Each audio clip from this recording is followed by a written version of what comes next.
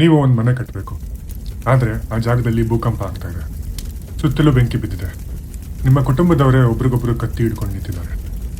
ಇಂಥ ಟೈಮ್ನಲ್ಲಿ ಆ ಬೆಂಕಿಯ ಮಧ್ಯೆ ನಿಂತ್ಕೊಂಡು ಬಿದ್ದೋಗ್ತಿರೋ ಗೋಡೆಗಳನ್ನ ಹಿಡಿದು ನಿಲ್ಲಿಸೋದು ಎಷ್ಟು ಕಷ್ಟ ಅಲ್ವಾ?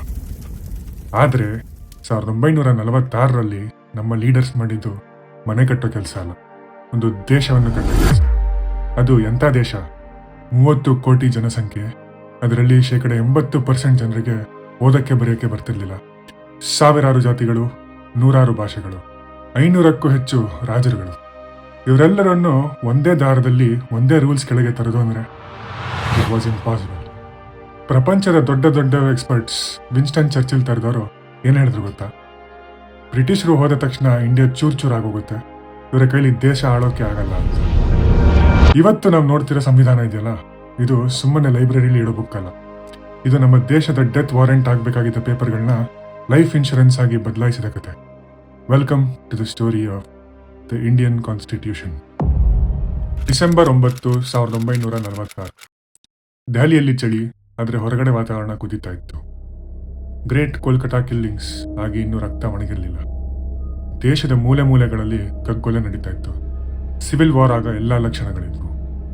ಇಂತಹ ಭಯಾನಕ ಟೈಮ್ನಲ್ಲಿ ಈಗಿನ ಹಳೆಯ ಸಂಸತ್ ಭವನದಲ್ಲಿ 200ಕ್ಕೂ ಹೆಚ್ಚು ಜನ ಸೇರ್ತಾರೆ.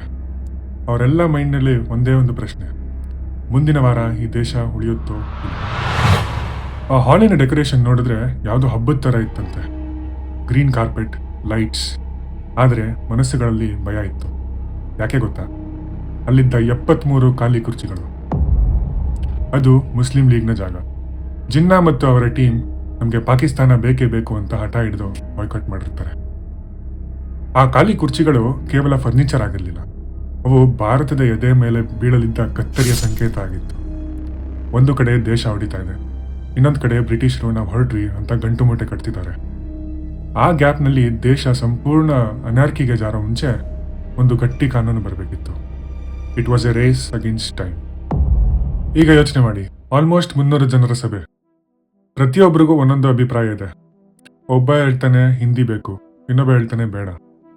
ಒಬ್ಬರಿಗೆ ದೇವ್ರು ಬೇಕು, ಇನ್ನೊಬ್ಬರಿಗೆ ಸೆಕ್ಯುಲರ್ ಆಗಿರಬೇಕು. ಇಷ್ಟೊಂದು ಗಲಾಟೆಗಳ ಮಧ್ಯೆ ಒಂದು ಪೇಜ್ ಬರೆಯೋದು ಕೂಡ ಕಷ್ಟ. ಅಂಥದ್ರಲ್ಲಿ ಇಡೀ ಸಂವಿಧಾನ ಬರೆಯೋದು ಹೇಗೆ?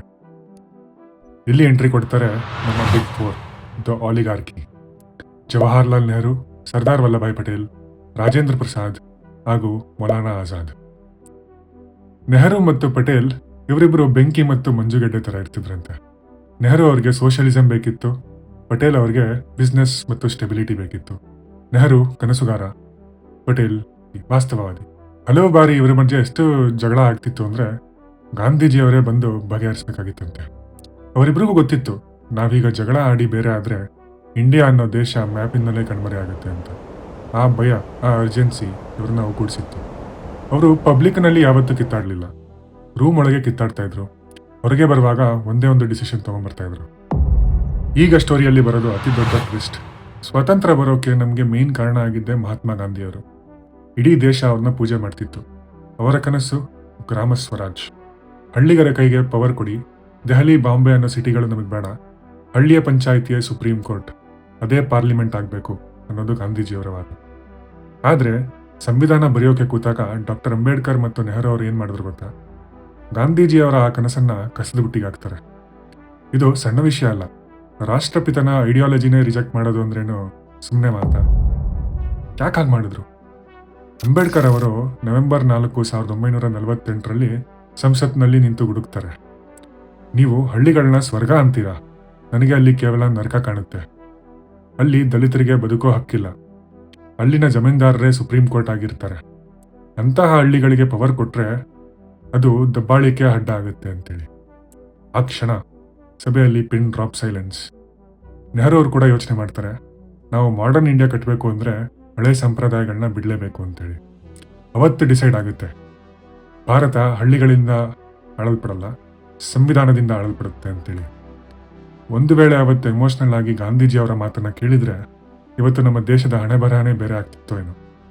That was a game changing moment. ದಿನಗಳು ಹುರುಳಿದ್ವು, ಸಿಚುಯೇಷನ್ ಇನ್ನೂ ಕೆಡ್ತಾ ಹೋಯಿತು. ಜೂನ್ 1947ರಲ್ಲಿ ಅನೌನ್ಸ್ ಆಯಿತು, ಇಂಡಿಯಾ ಡಿವೈಡ್ ಆಗಲಿದೆ, ಪಾಕಿಸ್ತಾನ ಹುಟ್ಟುತ್ತದೆ.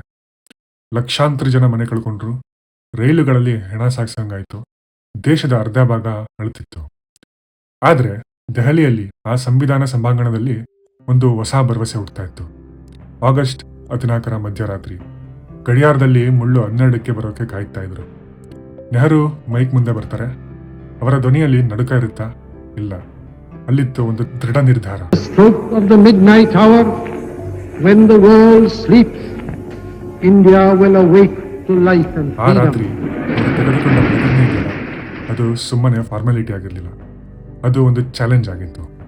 ನೋಡ್ತಾ ಇರಿ, ನೀವು ಯಾವ ದೇಶ ಉಳಿಯಲ್ಲ ಅಂತಿದ್ರೋ ಅದೇ ದೇಶನ ನಾವು ಪ್ರಪಂಚದ ಅತಿ ದೊಡ್ಡ ಪ್ರಜಾಪ್ರಭುತ್ವ ಆಗಿ ಮಾಡಿ ತೋರಿಸ್ತೀವಿ ಅನ್ನೋ ಸವಾಲಾಗಿತ್ತು. ಆ ಆಬ್ಜೆಕ್ಟಿವ್ಸ್ ರೆಸಲ್ಯೂಷನ್ ಪಾಸ್ ಆಯಿತು. ಅದೇ ಇವತ್ತು ನಮ್ಮ ಸಂವಿಧಾನದ ಪ್ರಿಯಾಂಬಲ್ ಆಗಿದೆ. ಆ ಪ್ರಿಯಾಂಬಲ್ನ ಪ್ರತಿಯೊಂದು ಪದದ ಹಿಂದೆಯೂ ನಮ್ಮ ಹಿರಿಯರ ಬೆವರು ಮತ್ತು ರಕ್ತ ಇದೆ. ಸ್ವಾತಂತ್ರ್ಯ ಸಿಕ್ತು, ಸಂವಿಧಾನದ ಕೆಲಸ ಶುರು ಆಯಿತು.